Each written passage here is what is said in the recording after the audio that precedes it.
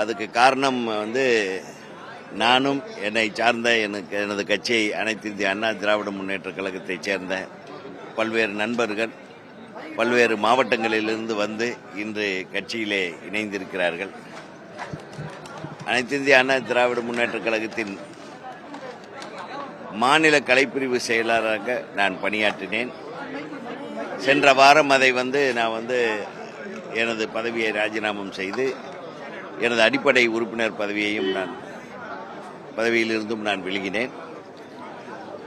கடந்த கொஞ்ச காலமாகவே பார்த்தால் எனக்கு அரசியலில் ஒரு மிகப்பெரிய மாற்றம் வரப்போகிறது என்பதை நான் முன்கூட்டியே உணர்ந்தேன். இன்றைய முதல்வர் எங்கள் விஜய் சார் அவர்கள் முதலாக பிரச்சாரத்துக்கு புறப்பட்ட போதிருந்தே அவருடைய பிரச்சார யுக்திகள் தடுக்கப்பட்டது. அவருடைய முயற்சிகள் எல்லாம் பல்வேறு அரசியல் காரணங்களுக்காக அப்படியே ஒடுக்கப்பட்டது. அதையும் மீறி ஒரு தனி மனிதனாக நின்று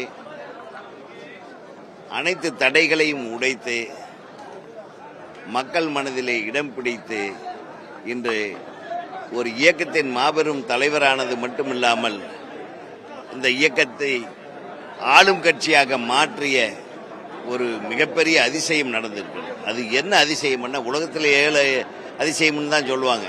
இது 8வது அதிசயம் என்னன்னா, கட்சியை தொடங்கி 2 வருடங்களில் ஒரு இல்லத்திலே இளைய சமுதாயம், முதிய சமுதாயம் என அனைத்து தரப்பு மக்களின் வாக்குகளையும் பெற்ற ஒரே தலைவர் திரு விஜய் அவர்கள்தான். அது மட்டுமல்ல, விசில் என்ற ஒரு சத்தத்தை வைத்து, இந்த விசிலை வைத்து ஒரு விரல் புரட்சியை மிகச் சிறப்பாக நடத்தி முடித்திருக்கிறார்.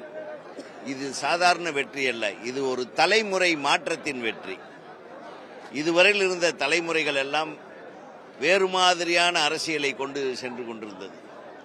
இந்த தலைமுறை மாற்றம் என்பது இளைஞர்களால் கட்டமைக்கப்பட்ட இந்த ஒரு கட்சியை பார்த்த உடனே எனக்கு ரொம்ப சுவாரஸ்யமாக இருந்தது.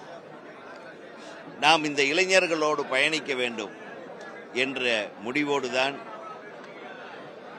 தமிழக வெற்றி கழகத்தின் தலைவர் விஜய் அவர்களுடைய பாதையிலே நாங்கள் பயணிக்க விரும்பி, நானும் எனது கட்சியைச் சேர்ந்த ஒரு சில மாவட்ட நிர்வாகிகளும் இங்கே சேர்ந்திருக்கிறோம்.